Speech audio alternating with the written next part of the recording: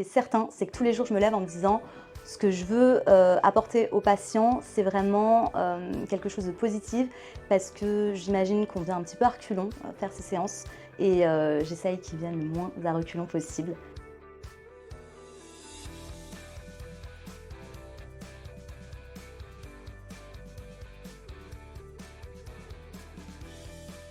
Alors, à l'hôpital franco-britannique, nous avons la chance d'avoir des machines de biopsie liquide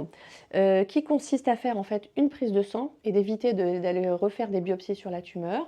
Sur ces prises de sang, on récupère de l'ADN de la tumeur et ça nous permet de faire des recherches de biomarqueurs qui sont indispensables avant de décider des traitements, notamment dans le cancer du côlon, pour les biomarqueurs type RAS, BRAF et dans le cancer du poumon avec la recherche de l'EGFR qui sont indispensables avant de décider de savoir quel traitement nous allons faire aux patients. Indépendamment de ça, nous faisons aussi beaucoup de biopsie liquide avec le même principe sur une technique différente qui s'appelle Foundation One Medicine, qui consiste à aller rechercher de l'ADN tumoral circulant également et d'aller balayer plusieurs centaines de gènes pour, pareil, récupérer des mutations qui éventuellement peuvent donner lieu à des thérapies ciblées soit existantes, soit très innovantes selon les maladies. Alors, pour être en dynamique d'amélioration de la chirurgie du cancer du sein, on a développé avec notre équipe de chirurgiens et d'anesthésistes une technique de prise en charge systématique sous anesthésie locale et sédation de toutes les chirurgies conservatrices du cancer du sein. Ça permet une prise en charge plus rapide, un retour à domicile plus rapide, moins de douleur, des patientes qui sont actives pendant la chirurgie et qui permettent d'avoir un acte partagé avec elles.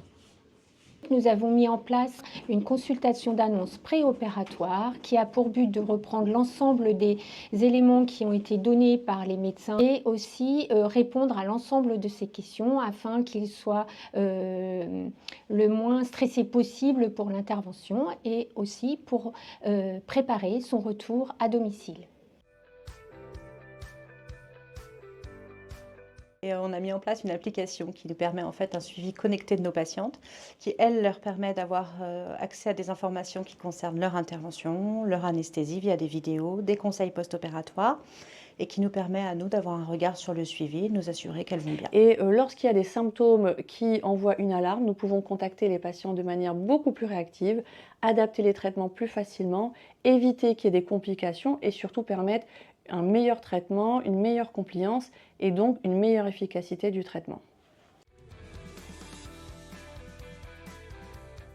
Je suis plutôt psychologue de terrain, ça veut dire que je vais dans les couloirs, dans les postes de soins, dans les offices pour rencontrer les soignants, échanger avec eux autour de leur prise en charge, de leurs difficultés, de leurs interrogations sur les patients.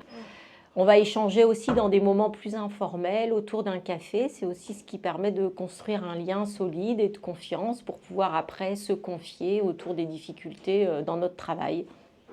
C'est ce qui crée cette ambiance chaleureuse et qui nous fait avoir un suivi parfait pour nos patients. L'équipe est très motivée, très dynamique, très solidaire et les patients le ressentent. D'ailleurs, contrairement à ce qu'on pourrait penser, c'est un service dans lequel y a beaucoup d'humour. On rigole énormément avec les patients et voilà, on essaye de mettre une certaine joie de vivre dans des journées qui peuvent être quand même pas très agréables finalement quand on a un regard extérieur.